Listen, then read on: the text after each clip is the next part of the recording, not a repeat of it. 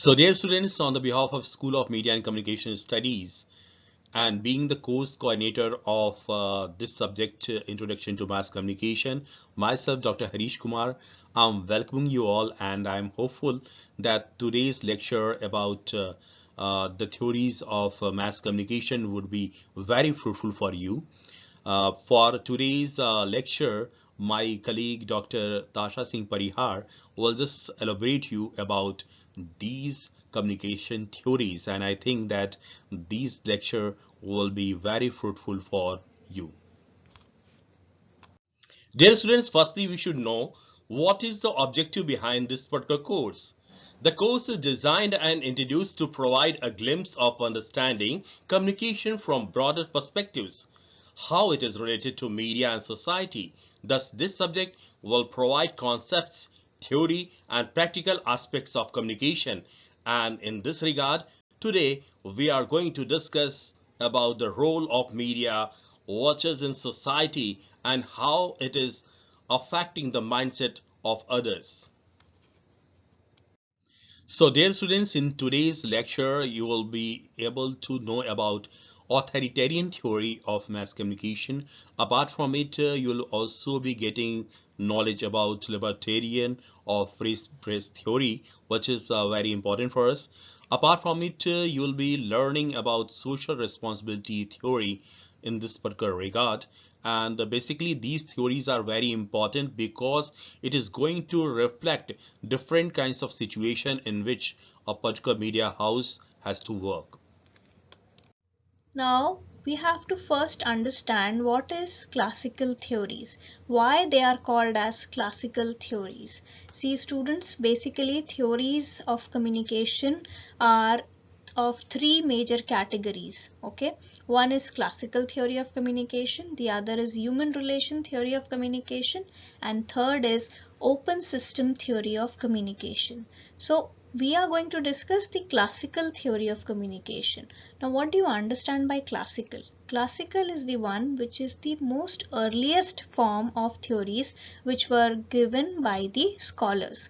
When these scholars proposed these theories, they actually had in their mind that communication is one way. It is from top to bottom. It is vertical in shape. They had no provision for feedback, and that too have no provision for instant feedback, right? So basically these theories were based on the dictatorship of communication, that is, the commanding nature of communication. When you go and work in an office, you would see that the communication is top down, that is your bosses are giving you command and the lowermost and the subordinates have to follow it, and they cannot even react to it, they cannot even give their feedback whether they are satisfied, happy, unhappy, they wanted some change, no. But it is like an authority, like a command which is given to you and you have to obey it. So classical theories are the one which are commanding in nature, right? Next we have is human relation theory of communication. These kind of theories were basically somewhere in 1930s. People started talking that communication has to have empathy into it, that is human relations should be developed, and therefore we have studied different forms of mass communication like interpersonal, right? Interpersonal is basically instant feedback is received, is maybe formal, informal, and it has got lot of emotions involved into it. So when you talk about human relations theories of communication, you actually talk about giving warmth to your communication so that you have a higher convincing chances, the receiver of this particular communication is more convinced, plus there is a relation being developed after this communication, and there is no hatred, because when you talk about commanding communication, where there are commands, where there are directions given, then it is just very formal in nature. But human relation theories are based on informal forms of communication also, where you make personal relations from one person to another who is a part of this communication process. Last is open system theory of communication. Now when you talk about open system theory of communication, it actually goes on a different tangent. It is trying to figure out the relation that is meant between the human being and the environment and his surroundings. How are you interacting with the environment, your surroundings? How are you reacting with the materialistic things which are around you? So that is open system theory of communication. I hope you have understood these three types of communications, which is the three major theories of communications propounded by different scholars from various times of their generation. Authoritarian theory, as the name suggests, this theory is something which is related to authority. Authority in the sense the high commands, the bosses, the ruling class, the superiors, right? So authoritarian theory is believed to be stemmed from the authoritarian philosophy of Plato, and it believes that the ruling class should monitor the freedom of thought, right? It also says that the rich class was worried about the effect of printed matters on the process of common thought process of common people, because people, when something comes in the newspaper, you can just take the example of our own country, like press has got a very significant role in the freedom struggle. Why? Because the editors were writing against the ill policies of the Britishers, which was being read by the common man. And so an opinion is developed. And when an opinion is developed, it of course gives a strong reaction. And when common man gives a reaction, it has the power to change the system, right? So they were worried that so many printed materials are around, people are reading it, they are getting exposed to it, and they are developing their own opinion, likes and dislikes, preferences, right? Also, steps were taken to control the freedom of expression, and it also promoted obedience to superior. It means that this theory always suggested that you have to obey your bosses, you have to obey your employer, whoever is giving you any command, you have to obey it without giving any reaction or without reacting towards or trying to make any change to it.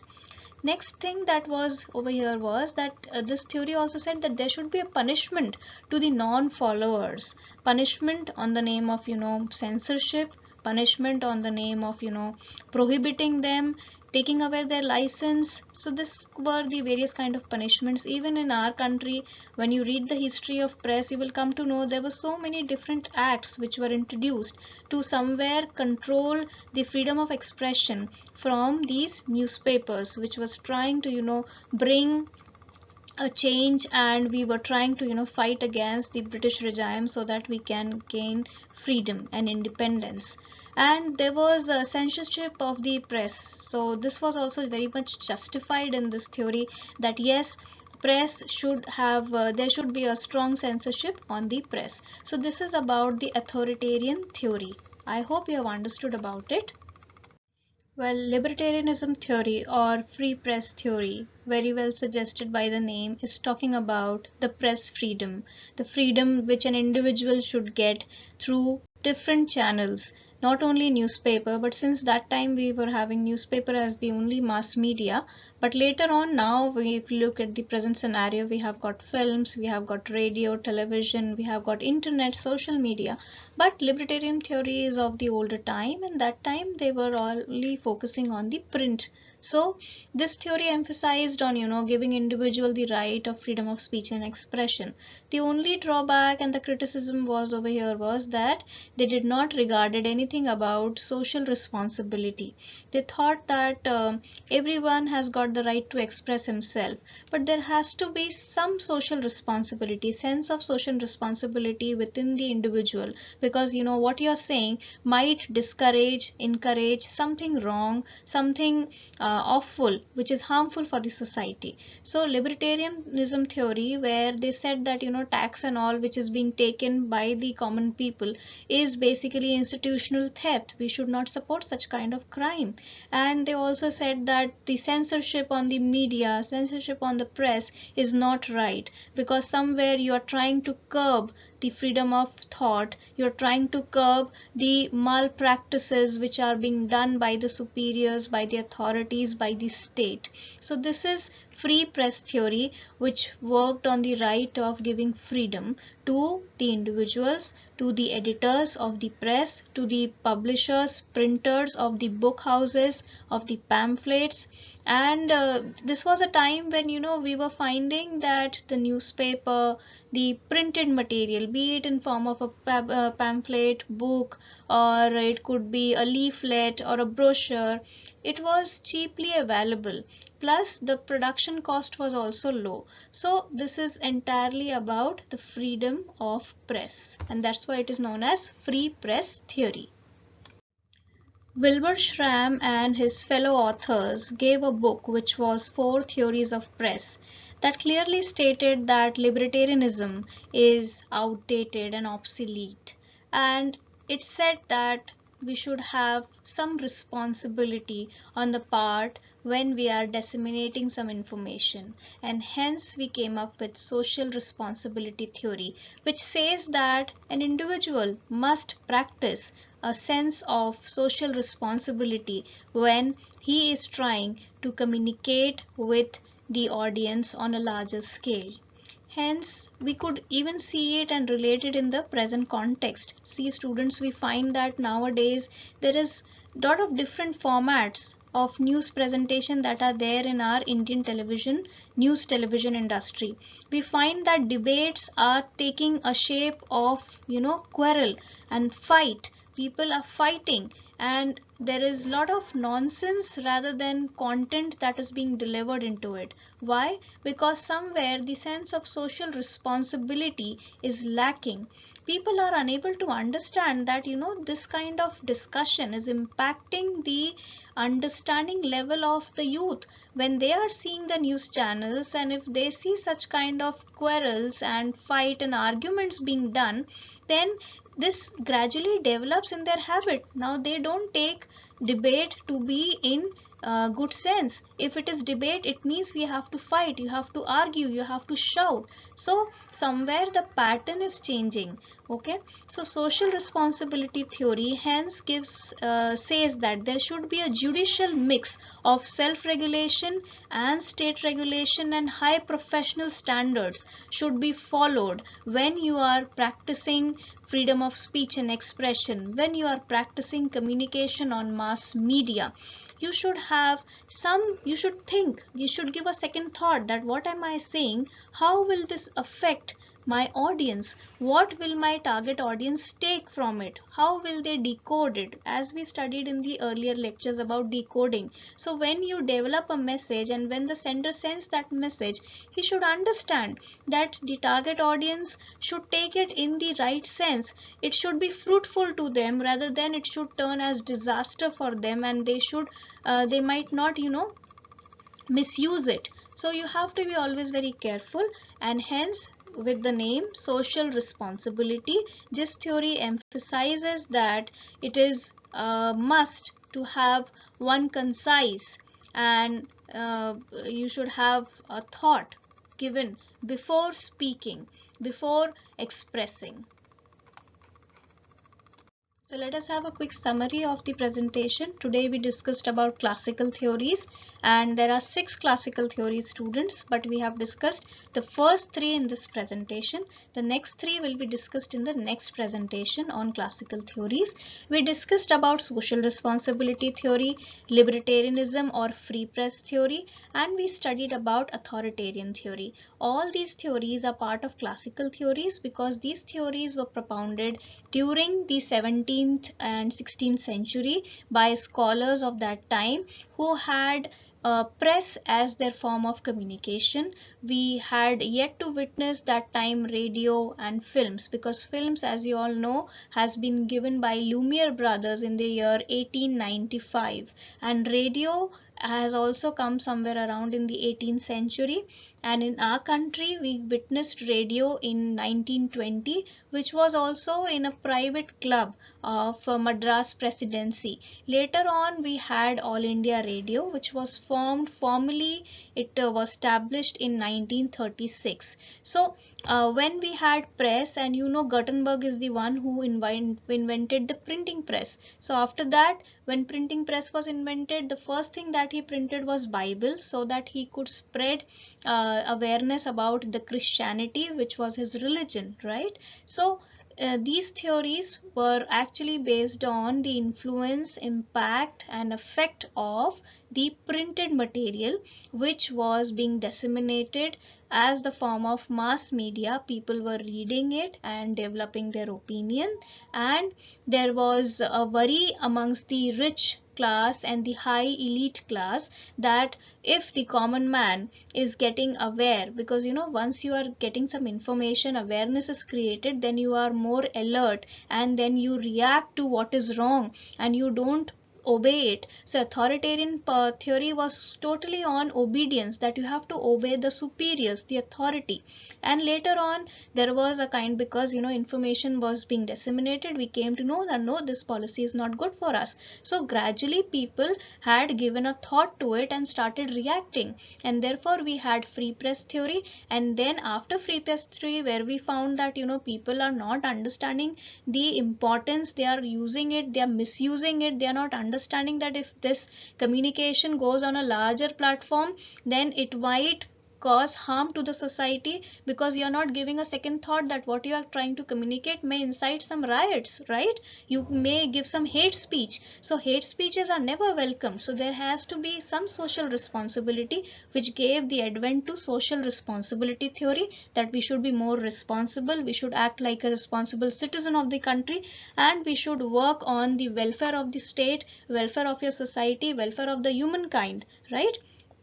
You also know that there are many people and scholars who and even in the Nobel Peace Prize, we have Nobel Peace Prize. Why? Because we want that there should be some initiatives, there should be activists who should work for the welfare of the mankind, and hence they should be recognized. Even we have so many various awards which are there in communication and in the field of good deeds, that is Roman Magsaysay Award, which is given to anyone who works for the welfare of the humankind. And recently our journalist Ravish Kumar was awarded this for his development reporting. So all this is the understanding about this presentation, where we discussed classical theory. I hope you have understood it, and let us look forward to the questions for practice. So here we have the questions for practice. You will have to write in long answer form about what do you understand by classical theories of communication. I would suggest that you should go for downloading ebooks. You should always visit national libraries and try to get good books of good authors, and try to find about what is classical theory and give your opinion over it with an elaborative answer. You should also describe the major elements of free press theory of communication in your own words, and how relevant it is in our country. Also, the last question is that which theory of communication fits the best in the present scenario. So this could be answered if you later on study next part of classical theories also. But if these three are the options before you, so which you find is the most apt for the present scenario may be answered in that context. So dear students, if you are having any confusion, you want some more information, you are most welcome. You can visit the websites mentioned here. At the same time, you can also purchase book. So dear students, thank you very much for joining this particular virtual class. I'm hopeful that this particular lecture was very fruitful for you. Still, if you are having any confusion, any doubt, you are most welcome. You can call me on my mobile number, which is mentioned here. Apart from it, you can also send me about any kind of query on my email ID. My email ID is harish.kumar@galgottiasinstitute.edu.in. So thank you very much. Keep on learning more and more things. Happy learning.